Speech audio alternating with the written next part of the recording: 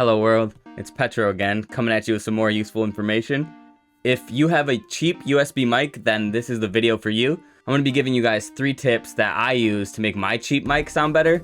The mic that I'm using in this video is a Razer Siren X, and it's not the worst microphone, but it's definitely not something that most people would want to record vocals with, but I managed to make it work myself, and I'm going to go ahead and show you guys how I do that. These tips will work in almost any DAW, but the DAW that I'm going to be using for this video is FL Studio. Some of the features like denoise are specific to FL, but almost any DAW has a similar method that you can use for denoising. The first thing that I wanted to talk to you guys about is the vocal settings on your USB microphone. You might think that if your microphone has a knob for gain, that's what's going to fully control the gain, but on Windows, most USB microphones are actually controlled by a separate gain inside of Windows settings.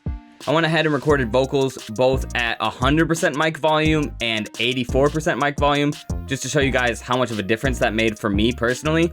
And I'll be showing you guys how to do that after I give you a quick example of what it sounds like before and after adjusting the gain. Here's my microphone playing at 100% gain. This is what I sound like at 100%. As you can see, it's absolute ass and it's extremely clipping. As you can tell, that audio sounds like ass. It's clipping, it's distorted, and there's a ton of background noise. These are what my vocals sound like without any processing, just after adjusting the gain on my microphone. This is what I sound like at 84%, which is where I prefer to keep my particular microphone. As I mentioned, I keep my microphone at 84%, but I've had other USB mics that I needed to adjust all the way to 50%, so that might be the sweet spot for you. It really just depends on the microphone and how much artificial gain Windows is giving it.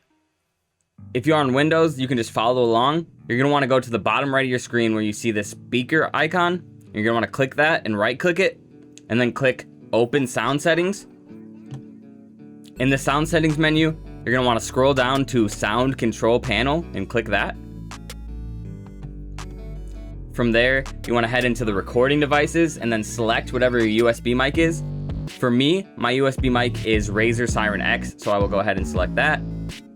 Then you're going to want to go ahead and go to Levels and adjust your levels here. You can experiment with different ranges, but for me, the perfect sweet spot was between 50 and 85. Usually I keep it around 83, but that number is going to be different for every type of microphone. The next thing that I want to talk to you guys about is the denoise feature, which is not just something that's found in FL, but is usually offered by most DAWs. If you're using FL Studio, you can follow along with me, and if you're using a separate DAW, the process should be something very similar. So in order to denoise, you're going to need a noise profile. And the way that I get the noise profile usually is just by recording silence, which gives you an idea of the ambient background noise inside of your room. Once I have this background noise recorded, I click the upper left and click Edit Sample. Then I left click and slide to select a large chunk of the background noise that doesn't seem too noisy. And you click the denoise button in the upper right here. And then you hit Acquire Noise Profile, which is going to give you a noise profile based on that background noise. Next, you want to head over to the sample that you are trying to denoise and left click in the same spot and then also click Edit Sample.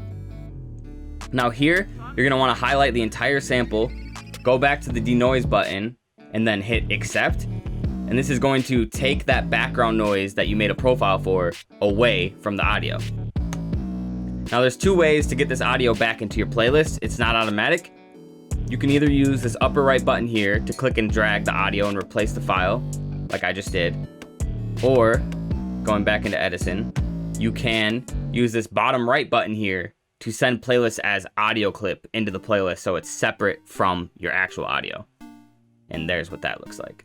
Now, if you tried all these methods and your mic still sounds like ass, there is a last resort ditch effort that you can go through to try to make sure your mic sounds better. And this is putting a noise gate on the recording track. A noise gate is something that you can usually find as a default plugin in most DAWs as well. It might be under the limiter or it might be called the noise gate itself. In FL Studio, the noise gate settings I use are just a preset inside of Fruity Limiter. What you want to do is head over to whatever track you have that's recording the audio, then add to the load order a Fruity Limiter. And in the upper right, you want to go to Presets and then Noise Gate. And as you can see, as soon as my voice stops, you can see the limiter cutting away. And if you want it to happen faster, you can turn up and down the release knob. Now you can see how quickly it's happening. When I turn the release down like this, it's damn near instant. And it can even happen with my own vocals if my own vocals are too low. I would start with the default release and then move around there and experiment to see if you can find something that works for you. I'll go ahead and show you guys what the audio sounds like with the noise gate on. This is what I sound like recording with a noise gate. In my opinion, this does not do as good of a job as just simply denoising, so I never really use noise gates when I record. I think noise gates are more of a last-ditch effort, but I have seen them largely increase the quality of headphone mic recordings or of extremely low-end microphones. And if you're the kind of person who heavily processes your vocals, then that little bit of noise in the background might not be such a serious issue to you in the first place. With all that being said, those are 3 ways you could try to capture some decent audio from your cheap, low-quality microphone. If you guys enjoyed the video, thank you so much. Go ahead and give it a like and subscribe. If you guys need help processing vocals, I have multiple presets. They will be linked in the description. And I also have some in-depth tutorials on how to do vocal chops or how to process hyperpop vocals. Thank you again for listening, and I hope everybody has a good day. So much love. Peace.